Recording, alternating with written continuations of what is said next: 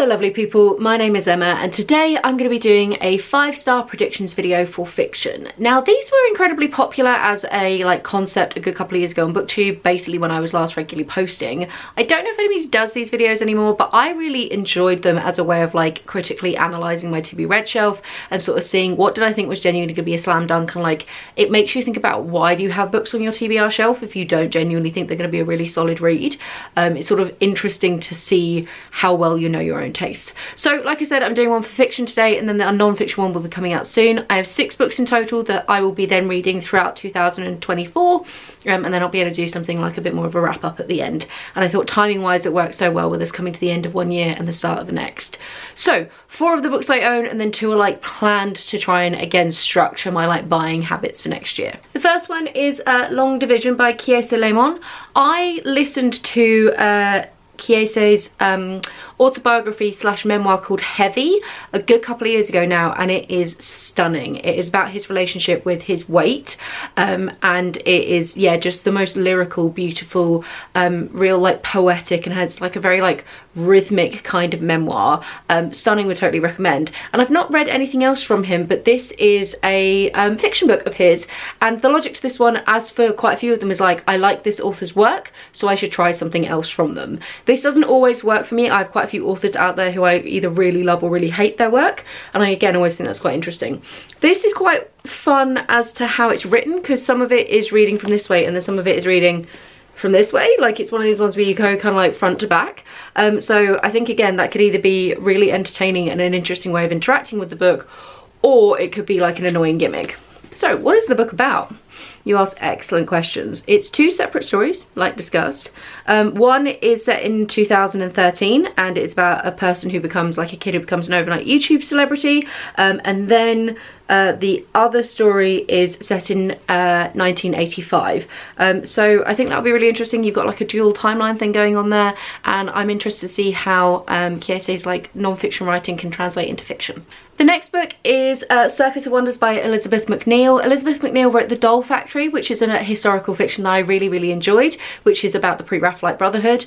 This one again is a historical fiction set in Victorian England as well, but this one is about a girl with a birthmark who runs away and joins a circus as to be a leopard person. And it's about her experiences in the circus and sort of being taken advantage of, but then coming into her own strengths.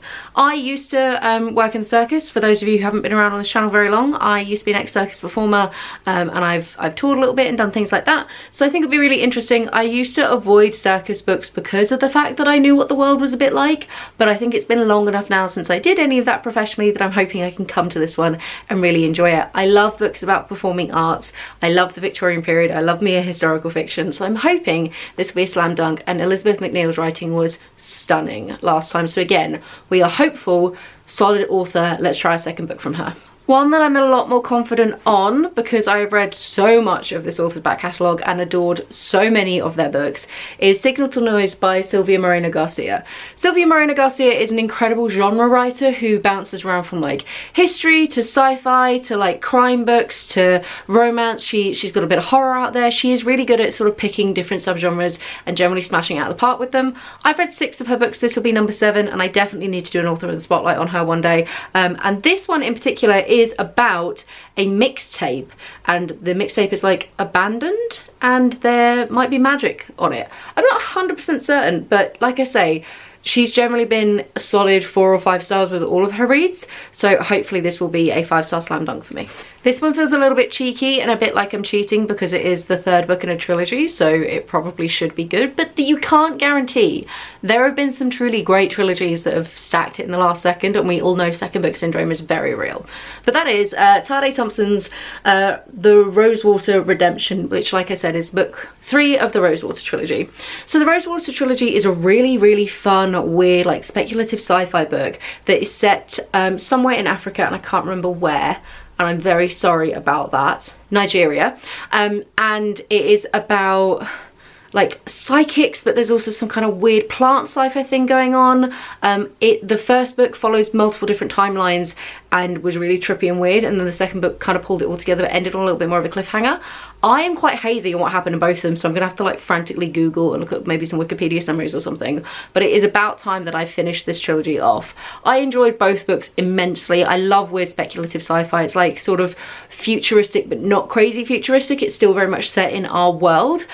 So yeah, very interested to see how this trilogy finishes itself off. And then the two books that I don't currently own yet that I'm interested in reading, one is What Dreams May Come by Richard Matherson. This is sort of a modern classic. Richard Matherson also wrote I Am Legend, which I read a few years ago and really enjoyed. What Dreams May Come is about a guy who dies and ends up in heaven but needs to travel down to hell to rescue his wife who's also died. And it was made into a movie with Robin Williams many years ago, and I really adored the movie when I was a kid. Well, I say kid, like teenager. And I really liked Richard Matheson's writing in I Am Legend, so this has been one that's been like on my TBR like want to read list for ages, and I thought it was about time that I actually like went for it.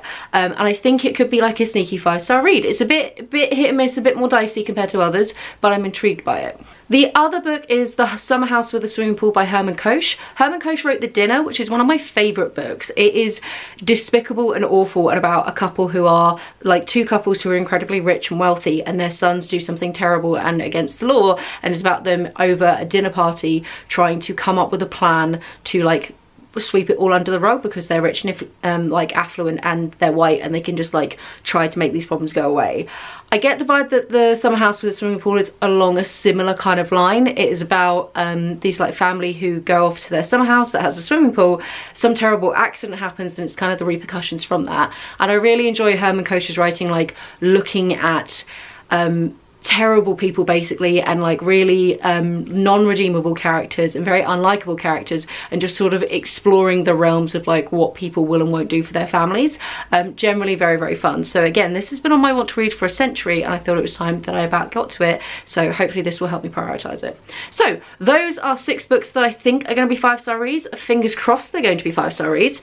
Do let me know in the comments down below if you've read any of these and you think, nah girl, that is not going to work for you, or indeed hype them up if you think that they're genuinely really good. And are these videos a thing anymore? Are people still doing 5-star reading predictions? Who knows, maybe I'll bring it back.